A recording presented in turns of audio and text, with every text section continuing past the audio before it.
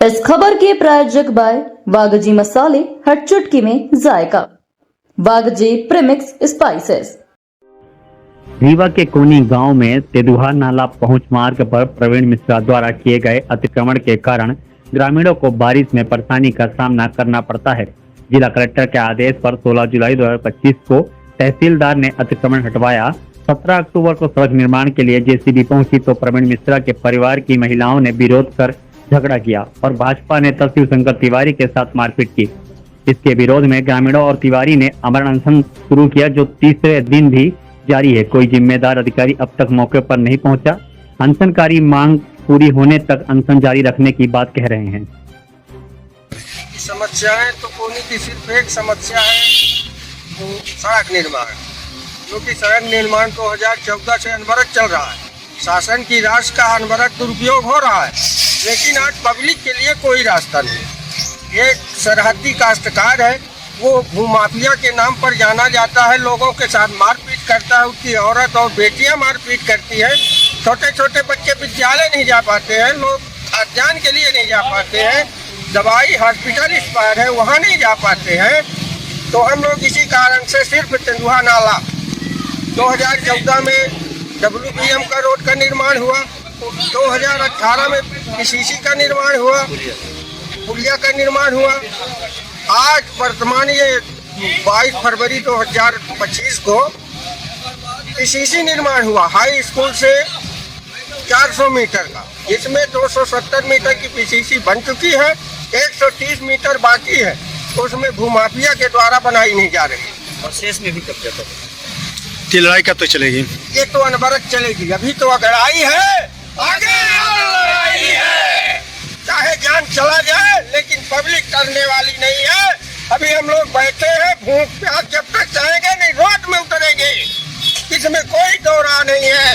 प्राणों की न्यौछावर दे देंगे, लेकिन हटेंगे नहीं।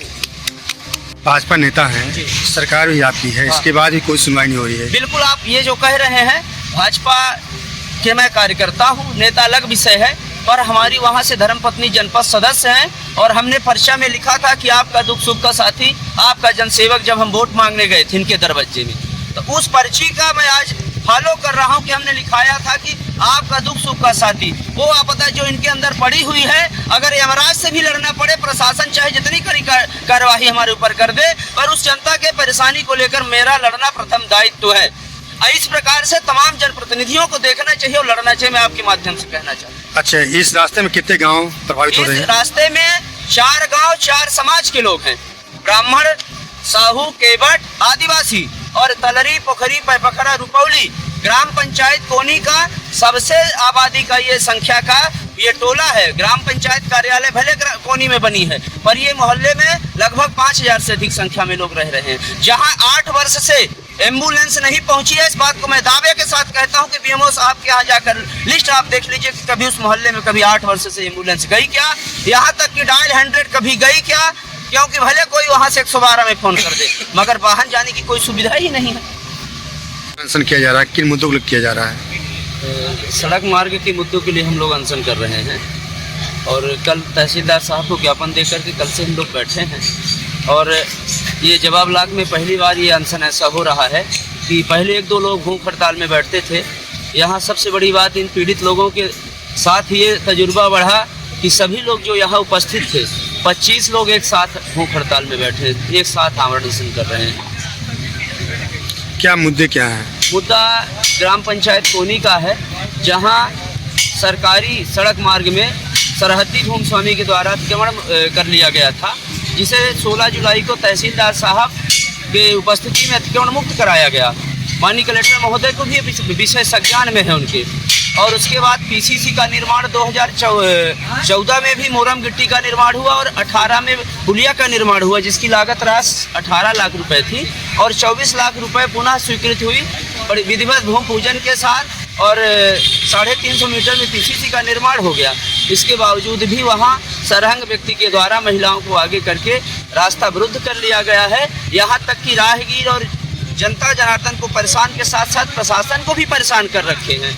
बस पता नहीं कैसे राजनीतिक लोगों का संरक्षण उनको प्राप्त है, किसका दबाव है भगवान जाने। मगर मैं आपके माध्यम से उन सबको ये बात कहना चाहता हूँ, शासन प्रशासन और तमाम बड़े स्तर के लोगों का जो भी संरक्षण दे रहे हैं, अगर आपके अंदर तनिक भी धर्म निष्ठा है, ईश्वर आपको बुद्धि दिया है, बल दिया है, तो उस स्थान पर, मौका स्थल पर आप जा करके निरीक्षण कर लें और इसके बाद आप दूसरा कदम उठाएं। तो अभी अनशन बैठे हुए हैं, तो क्या कोई अधिकारी कर्मचारी आए यहाँ पर? नहीं, अधिकारी कर्मचारी कोई नहीं आया है तब से। यहाँ तक कि हम लोग जब कल से बैठे हैं, कुछ ऐसे यहाँ बेचारे लोग हैं जो भूख प्यास से मर रहे हैं, तो हम लोगों ने उसी के चलते प्रशासन को ये चेतावनी दी है कि हम 25 तारीख को अगर हमारे रोड में काम नहीं लगता है, क्योंकि प्रशासन इसमें पूर्ण रूप से गुमराह कर रहा है और पहले भी किया था, मात्र कि भूमि स्वामी को स्टे मिल जाए, स्थगन मिल जाए तो काम प्रभावित हो जाए। मात्र वो मार्ग सरकार की 50 लाख रुपए लागत लग चुकी है और राजनीति की भेंट चढ़ी हुई है। सिर्फ इसलिए प्रशासन द्वारा गुमराह किया जा रहा है कि ये लोग परेशान होते रहें और इसमें अभी स्टे हो जाए तो कुछ दिन तक के लिए लटक जाए। स्टे नहीं, चाहे जो भी हो जाए, हम लोग आमरण अनशन में बैठे हैं और बैठे रहेंगे। पर अगर प्रशासन हमारी बात को नहीं सुनता है तो 25 तारीख को हम लोग चक्का जाम अतरैला में पुनः करेंगे।